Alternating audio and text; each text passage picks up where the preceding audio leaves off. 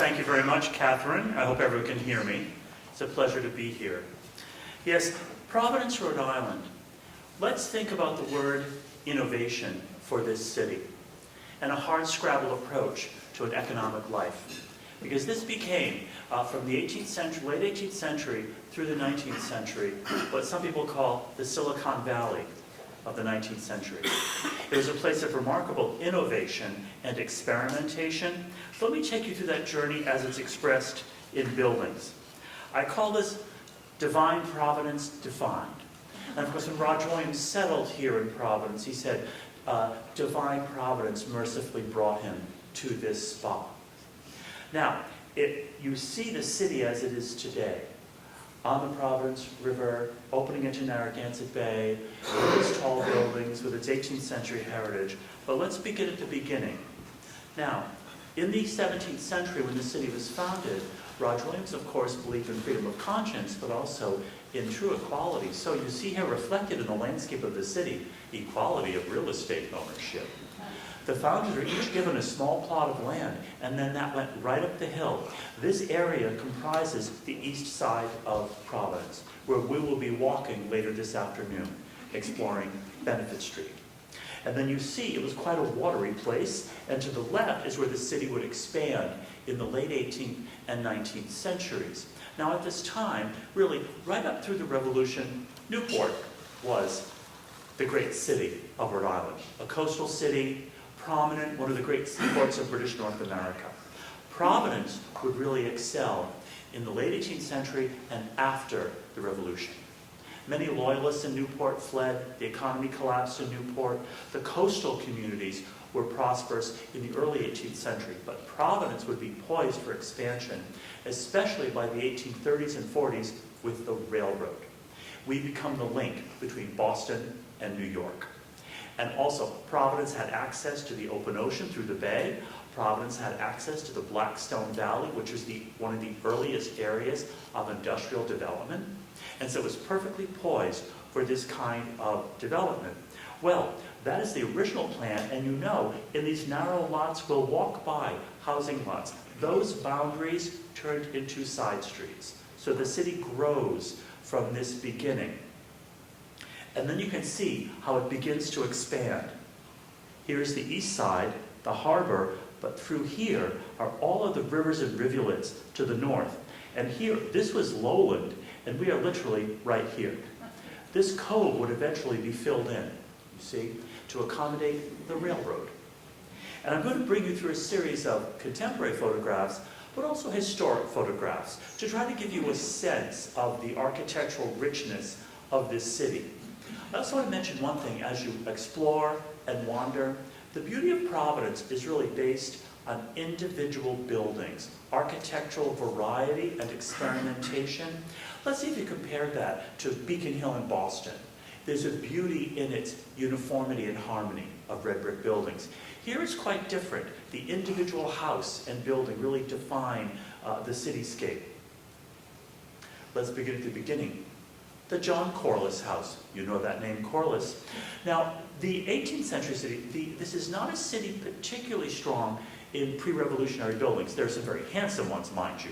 But it's really in the federal period and the later periods when you exponentially see Providence growing. But it's a fine Georgian house. Right behind that would have been the wharves and the waterfront. Fine Georgian building, nicely carved pediment, the type of buildings you either have seen in Newport for your pre-tour or will see in Newport later. The Corliss family were mercantile, and then that mercantile wealth, just like the Brown family, the Carrington families, that maritime mercantile wealth would then be the capital for early industrial development. We have to remember, just up the road, only about 20 minutes away at most, in Pawtucket is the Slater Mill, the first water-powered mill in the nation. So the birthplace of American industry. Now you saw this in your lecture last night. I want to begin here though. The Market House of the late 1770s by Joseph Brown. To have a market house first and foremost was a remarkable thing. Brick Market is in Newport, the Market House here. The first floor would have been open originally with commodities being traded. A fine Georgian building, but it's the context I want to speak of. Here we go. This is an illustration of the time. You're looking at the market house, which really you can see as a constant landmark in a changing cityscape. A cityscape that would move from the 18th century cityscape you see here. As you go up the hill, that is the east side of Providence, with its 18th century and federal period houses. But around it, all of a sudden, over time, and here's one of the earliest photographs of Providence from the 1850s, truly showing the accuracy of that illustration. But over time, you'll see how the city will change. Before we do that, though, let's look at the growth of the city. Let's look at this house on the hill. I think one of the great architectural legacies of Providence is from the federal period, from the 1780s on through the 1820s. This is the Truman Beckwith House, which you'll be seeing on our walking tour of Benefit Street. It's right across from the RISD Museum, by John Holden Green. Here you see the perfect cube, the particularly elegant fanlight window over the door, and the fanlight over the main window. And of course, Providence is very hilly, and the federal manor wants to see the sense of perfect symmetry. And it wants to be on flat ground, but it's not. So the building does not address the hill. It has a built-up half basement. And then up from this on Benefit Street is the Sullivan Dorr House, a prominent family politically in Rhode Island. And here you see the federal style in a way at its most florid. In wood, enclabbered with wooden coins, the elegant plated window above, but I think a very special feature is the treatment of the front door, with these incredibly slender columns. And it might be too difficult for this, but you'll just have to take my word for it. Above the doorway here are small Gothic arches. There's very creative delicacy to this building. Benefit Street very much was the spinal cord of the east side, which we'll look at. So you have this building on Upper Benefit Street, and then you have the beginnings of grander buildings. The Providence Athenaeum of 1838 by William Strickland. This Greek revival structure, I'm fascinated by it because the front is granite, and there were granite quarries in nearby Massachusetts. It's a very beautifully finished granite with two columns set in antis in the body of the building. The back of the building is a simpler rough granite. And of course in Athenaeum, there are Athenaea. Up and down the coast of New England, there's one in Portsmouth, New Hampshire, one here, and one in Newport, Rhode Island, the Redwood Library and Athenaeum, which house books and also plaster casts of antique sculpture. Classicism writ large. This library also housed Vivant Denon's Antiquities of Egypt, which of course were recorded during Napoleon's campaign into Egypt. The structure of the building, though, by William Strickland, the Philadelphia architect, was not based on a Greek temple. It's based on the treasuries in Delphi, the site of the great oracle, where you have two columns set in antis in the building. As antique as it is, 1838, industry is booming. Here's the interior. This might be a replacement glass, but that's the original structure of the ceiling, which was cast iron and glass. So in that you have the merging of industrial design with this love of antiquity. And of course, the Antiquities of Egypt needed a home, as did the later collection of Audubon's Birds of America. So I love this. There's your miniature version of the Temple of Amun-Ra at Luxor, which would have originally stood in this very main hall. So you enter a Greek treasury building with an Egyptian temple folio cabinet, skylights above, and by the way, the original cast iron railings, and there's still some original gaslight fixtures in the building. Now the Greek revival continues on, and I think one of the most extraordinary buildings of the period in American architectural history, not just Providence, it's the Providence Arcade. It's on Westminster Street, literally the street out the door here to the left. Westminster Street is the spinal cord. If you have Benefit Street on the east side, Westminster is the heart that comes through this west side of the city. Russell Warren was a Rhode Island-born architect. He worked in Bristol, where I live, and then he designed this structure, a Greek temple. It's an enclosed shopping arcade, one of the earliest enclosed shopping arcades in the United States. very much inspired by the Burlington Arcade at St. James and all the great galleries in Paris, the Gallery Vivienne, Colbert, those passages from the Napoleonic period. This is 1829. There's something far more important, though, than those arcades. Warren knew of the work in Berlin of the architect Karl Friedrich Schinkel, who designed this, the Altes Museum in Berlin. Here's the Altes Museum interior. Right in central Berlin, what I think is intriguing, you see the nighttime view, the staircase. The way that internal staircase is integrated into the design behind a colonnade. Well, let's look at the Providence Arcade in the evening. So the Altes Museum is 1826. The arcade is 1829. That's incredibly close in time. That is what I think is the fascinating aspect, that Warren was so aware at this time of something so international in this development. And the railings, of course, are cast iron. The building is entirely in its original state. One thing that's so unique to many historic cities, but especially to Newport and Providence, is the intact quality. Speaking as a preservationist, the sense that the integrity is still here. You know, we may be a bit worn, we may have a bit of patina, but we are the real thing, so to speak. There's the interior. 3 levels, the storefronts on the first floor, shops on the second floor, smaller workspaces on the 3rd floor. It has been converted in the past 10 years to what we call micro lofts. I think the old-fashioned word was studio apartment, but micro lofts on the 3rd floor. Now, let's move on though, because that's 1829. And then you have the beginning of the industrialization of downtown Providence. Now this was that marshy land right across from the east side. They begin to do landfill. They did it in Boston as well.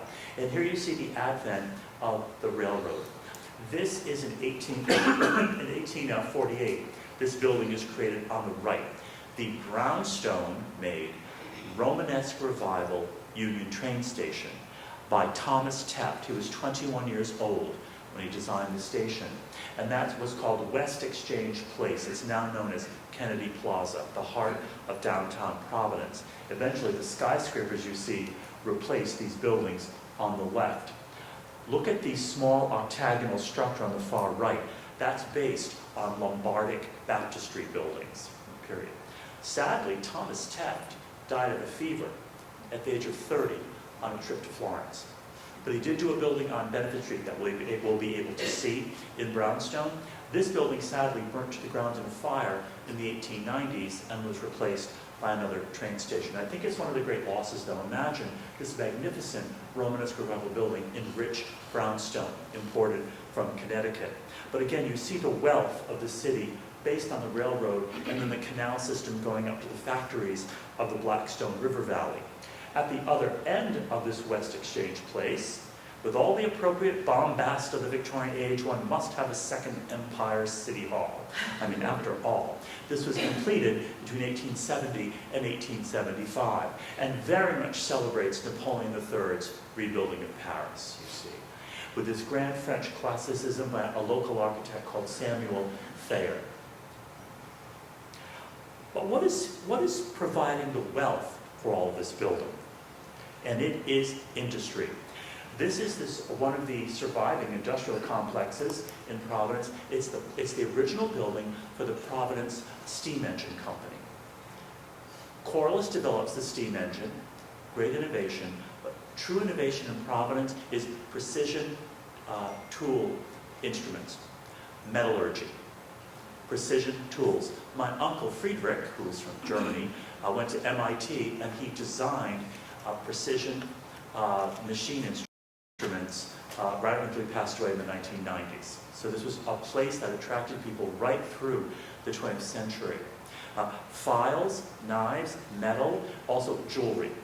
The textile industry was also incredibly important as well, further up. But Providence was about metals and precision instruments to fuel industrial development.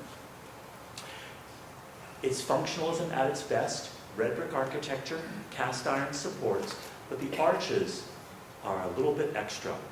This was headquarters, so the building was built to impress.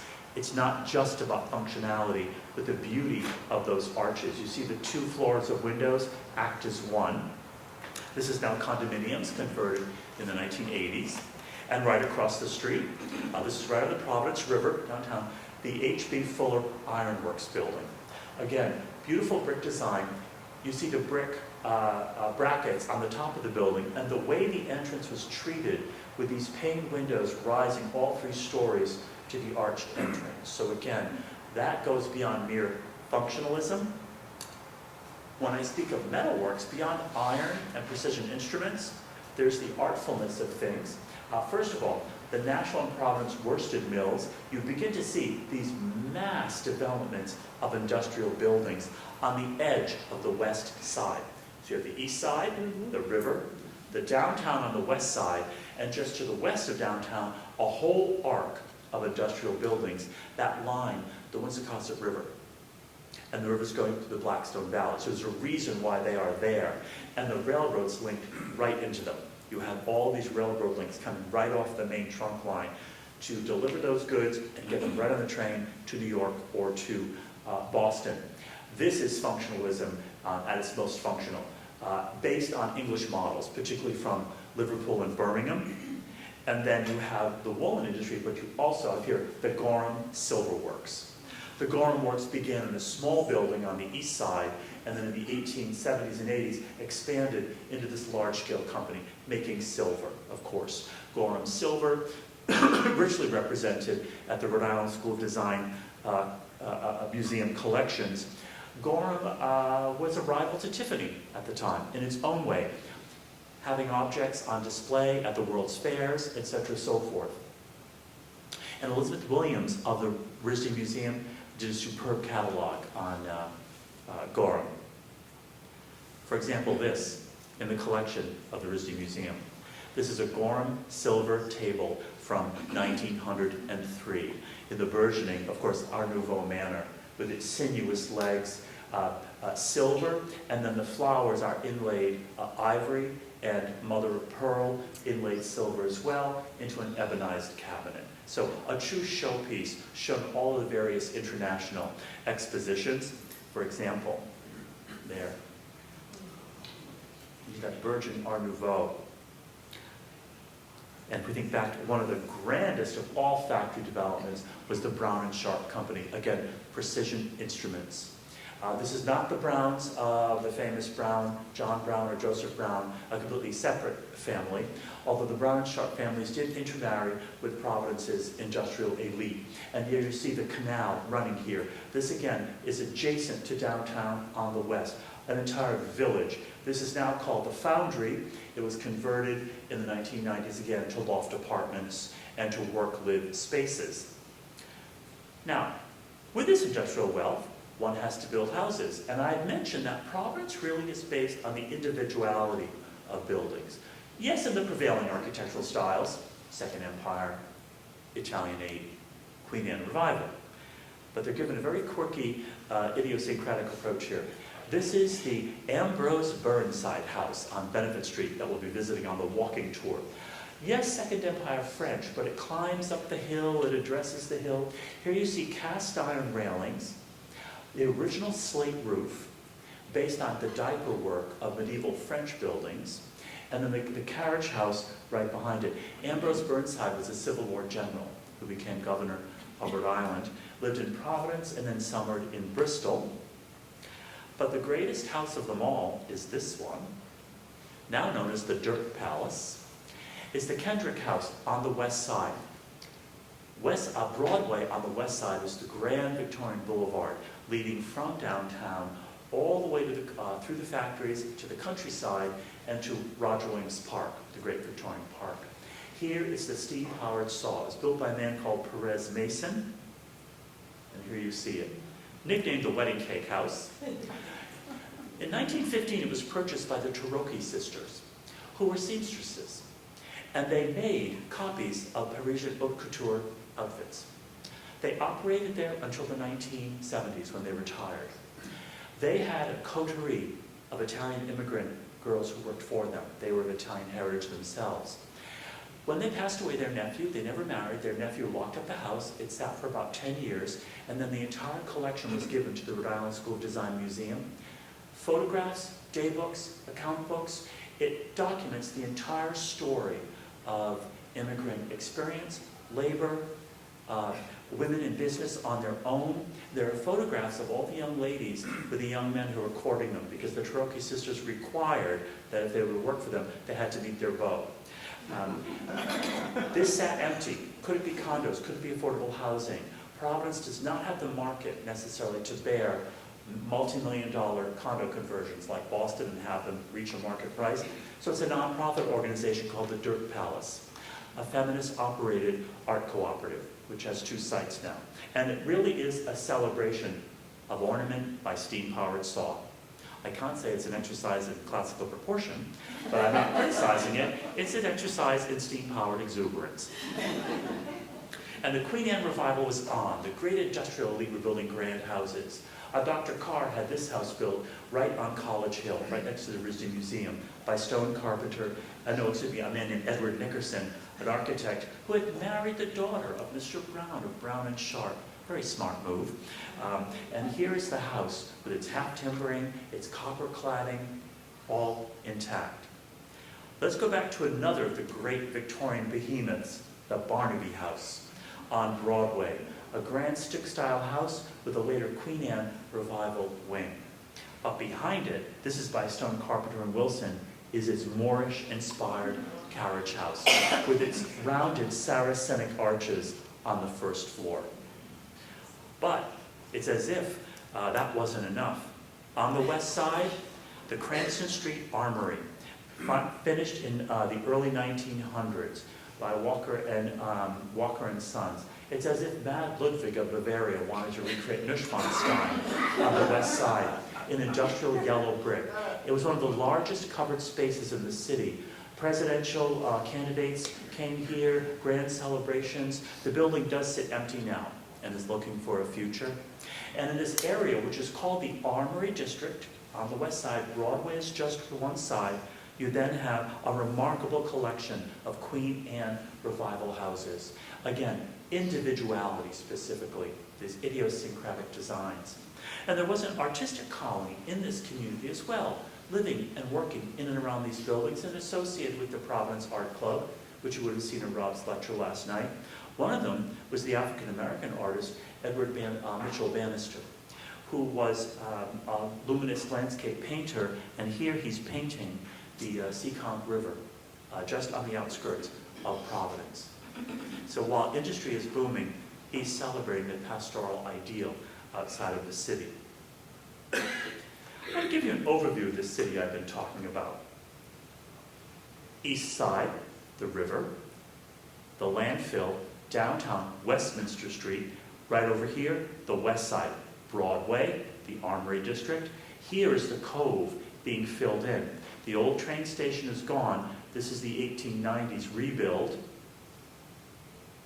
And then, on this plot of land, in the 1890s, would rise this, the Providence State House by McKim, Mead, and White, made of Danby white Vermont marble, advised by Richard Morris Hunt. It's as if Imperial Rome was now going to rise.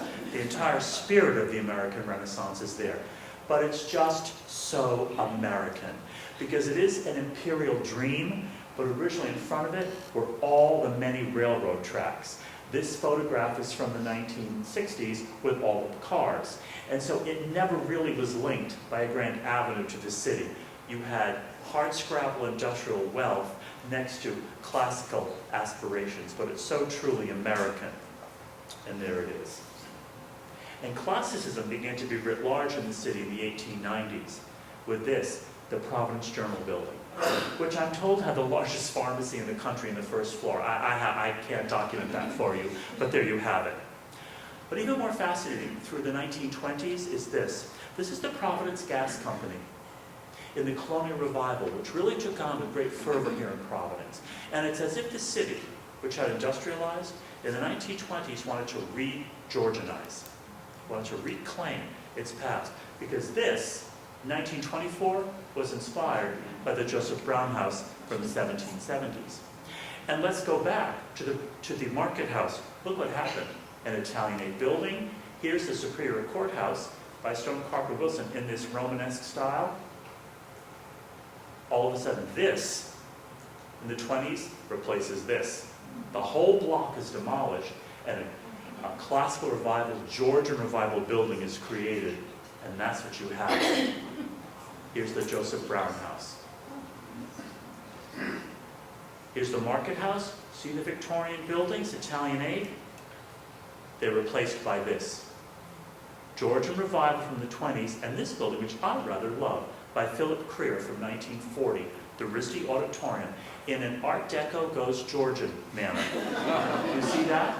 It's quite an elegant layering, though, of the pilasters and the insets, which really harmonizes well. And lastly, let's look at the first skyscraper, the 1928 Industrial Trust Building by Walker and Gillette. Here you see it's nicknamed the Superman Building, and it does appear, of course, in the show Family Guy, you know, that's its claim to fame. But what I love is the artwork. This Art Deco classicism where you show Roger Williams arriving with the natives, spinning wheels, industrial development, all in this bank building. And here's the great classical atrium. And by the way, this building sits empty, looking for a future. And there it is. Well, with a city with so many layers of history, it can inspire the mind and the imagination. And H.P. Lovecraft is from Providence and wrote his remarkable dystopian horror stories based in Providence. And he lives still in his bust at the Providence Athenaeum. I want to end with two contemporary buildings. This is the Fleet Library, Rhode Island School of Design, in a classical bank building from the early 1900s. It's by Nada Design from 2005. I think it's an example where contemporary design actually enhanced the historic building. Everything here is reversible. The floor is cork. The amphitheater provides space. There's the amphitheater. There are the cubbies. There's the view. And then here, the Providence River. Do you see the highway put in the 1960s? East side, downtown, west side, factory zone. That was replaced by this. The highway was moved, and this is Borough Happold, a British firm in Bath, now with an international design practice, who on the footings of the removed 195 westbound highway created this bridge of reusable materials. It's disabled access, it's a community center, and everyone build it and they will come. And in a way, it was designed to frame the view of Providence as it really wasn't framed before, because this is an industrial working waterfront. So it is a city that is reinventing itself. It's managed to preserve its fabric, but with these designs, you see a contemporary edge to it as well. Well, that's my perspective and my story of Providence. There are many, many others. I will be seeing you later today because I've been asked to give walking tours of Benefit Street, so I'll be able to take more questions and we'll be able to immerse more in architectural detail. So I'd like to thank the Decorative Trust for having me, and thank you.